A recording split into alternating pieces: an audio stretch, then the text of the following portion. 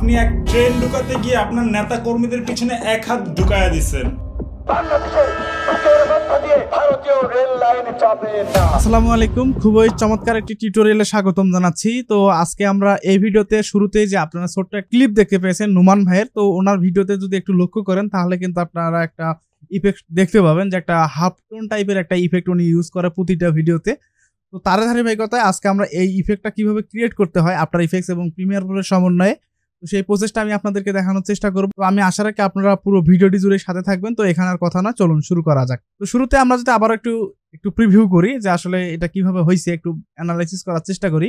তো সেজন্য আমি এখান থেকে ইউটিউবে চলে যাচ্ছি। তো ইউটিউবে আসার পর আপনারা দেখতে পাচ্ছেন আমরা কিন্তু এখানে যে নুমান ভাই যে চ্যানেলটা সেটা কিন্তু এখানে ওপেন করে নিয়েছি, এবং আমরা যদি প্রথম থেকে যদি যাই এবং এখান থেকে যদি একটু সাউন্ডটা কমাই দিয়ে যদি একটু প্লে করি তাহলে দেখেন ব্যাপারটা দেখতে পাচ্ছেন এই যে এখানে কিন্তু হাফ টোন ইফেক্ট কিন্তু এখানে অ্যাপ্লাই করা হয়েছে। তো এতে করে কিন্তু তার যে ভিডিওর যে কোয়ালিটি সেটা কিন্তু অনেকটা ইমপ্রুভমেন্ট এবং সকলের চেয়ে আলাদা করে ফেলছে। এখন মূল কথা হচ্ছে আপনারা এটা কিভাবে ক্রিয়েট করবেন। তো এটা করতে গেলে আমাদের প্রথমত যে কাজটি করতে হবে, আমাদের প্রিমিয়ার প্রো সফটওয়্যারটির মধ্যে যেতে হবে।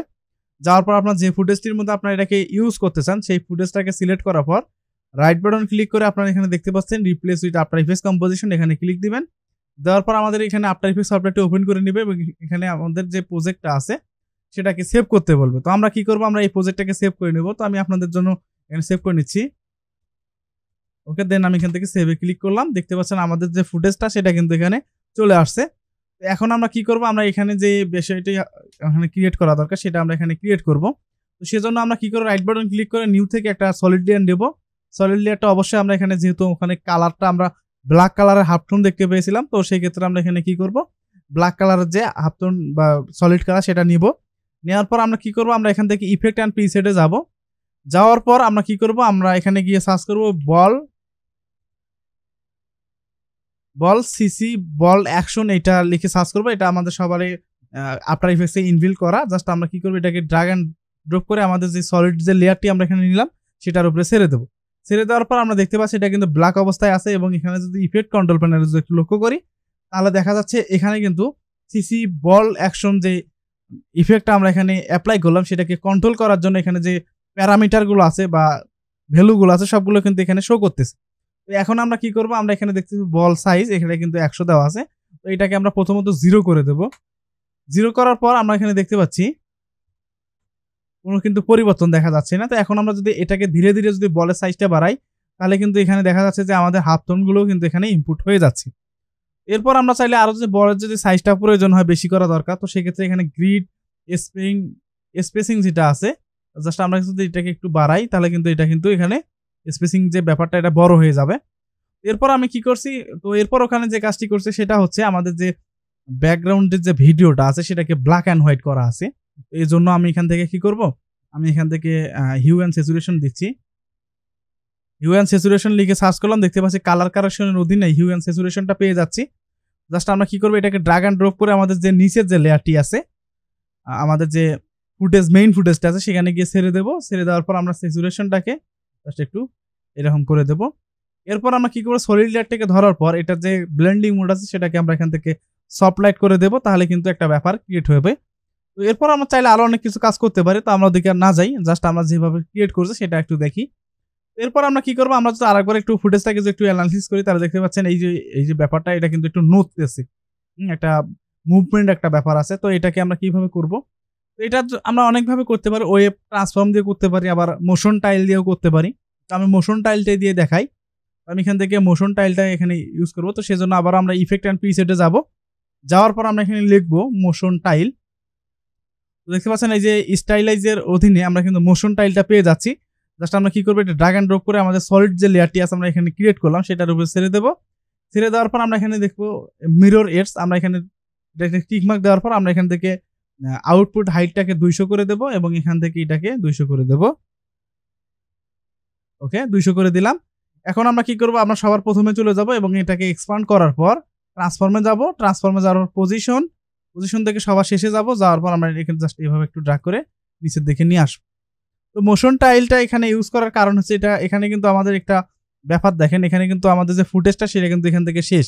যখন আমরা এটাকে পজিশন করতে যাব সেক্ষেত্রে কিন্তু আমাদের এটা কিন্তু এখানে কম হয়ে যাবে। তো যখন আমরা মোশন টাইলটা এখানে আমরা এখানে ইউজ করলাম, তখন এটা কি হলো, এটা এখানে রিফ্লেক্ট হয়ে গেল। তো তার জন্য কিন্তু আমরা এখানে যে ভ্যালুটা আছে 100 থেকে কিন্তু 200 করে দিছি, এতে করে সমান রেশিও অনুযায়ী দুই পাশে আমাদের যে রেশিওটা সেটা কিন্তু যে মিরর যে ব্যাপারটা বা রিফ্লেকশনের যে ব্যাপারটা সেটা কিন্তু হয়েছে, যাতে করে এটা এখানে মনে হচ্ছে যে একটা না বড় একটা আমরা এখানে লেয়ার নিয়ে কাজ করছি সেটা এখানে কিন্তু মনে হচ্ছে। এখন যদি আমি এখান থেকে শুরুতে যদি একটু প্লে করি তাহলে দেখেন ব্যাপারটা এটা কিন্তু এখানে নড়তেছে, এটা এখান থেকে নামতেছে এবং আমাদের যে ব্যাপারটা সেটা কিন্তু এখানে হয়েছে। এরপর কন্ট্রোল এস বাটন প্রেস করব, করার পর আমরা এখানে যাব, দেন এটা প্রি রেন্ডার করব। আমরা এখান থেকে একটু প্রি রেন্ডার করে দেখি, তাহলে দেখেন ব্যাপারটা এই যে এখানে কিন্তু কাজটা হয়ে গেছে। তো আশা রাখি এই ব্যাপারটা আপনি এখানে খুব সহজে বুঝতে পারছেন। বিশেষ করে যদি আরো এখানে যদি আরো কোনো কালার দেওয়া যায় তো সেক্ষেত্রে আর কিন্তু অনেকটা ভালো কাজ করবে। তো আমরা একটু দেখি যে আসলে গ্রেডিয়েন্ট ইউজ করে দেখি যে আসলে কেমন কাজ করে। এই জন্য আমরা একটা সলিড লেয়ার নেব, আমরা এখানে একটা সলিড লেয়ার নেব, একটা সলিড লেয়ার আমরা এখানে লিখলাম একটা সলিড লেয়ার এবং এটাকে 2 লেয়ারের মাঝখানে দেবো এবং এখানে গিয়ে সার্চ করব গ্রেডিয়েন্ট লিখে সার্চ করব gradient gradient gradient gradient gradient ramp মনে হয় এটা দেই, এটা দিলাম এবং এটার যে কালার সেটাকে আমরা একটু পরিবর্তন করি। আমি এখান থেকে একটু গ্রিন টাইপের কালার দেই, আমি ডার্ক গ্রিন দিলাম। নিচের দিকে যে হোয়াইট অংশটুকু আছে এখানে একটু রেড টাইপের একটা ব্যাপার দিলাম এবং এটা যে ব্লেন্ডিং মোড আছে সেটাকে একটু চেঞ্জ করে দেব। তো আমি এখান থেকে মাল্টিপ্লাই না, সরি এটা দেবো না, ডিভাইড, সরি কালারটা দিলাম। দেখতে পাচ্ছেন খুব চমৎকার কিন্তু একটা ব্যাপার এখানে হয়ে গেছে। এরপর আমরা চাইলে এখানকার যে অপাসিটিটা আছে একটু কমাই দিতে পারি, এতে করে আরো চমৎকার মনে হবে। তো আমি এখান থেকে এটাকে একটু কমাই দেই,